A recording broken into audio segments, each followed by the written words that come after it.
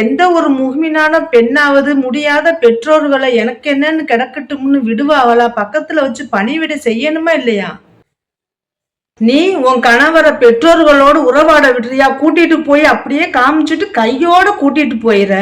நீங்க 2 பேருமே அந்த புள்ள கால் தூசிக்கு சமமாகுவியல, அதை போய் குறை சொல்றிய? கூட பிறந்த உறவு கஷ்டத்தை உணராம சகோதரன்ட்டையும் கணவர்கிட்டையும் தன் கூட பிறந்த உறவையே கோல் சொல்லி கிளக்கிறவங்க எப்படி ஈமான் உள்ள பெண்மணி ஆகுவிய?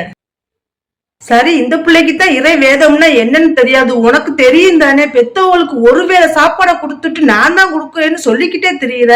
நீ நாங்க தான் பாக்குறோம்னு சொல்லிக்கிட்டே தெரிய. ஆக மொத்தம் 2 பேரும் பார்க்கவே இல்ல.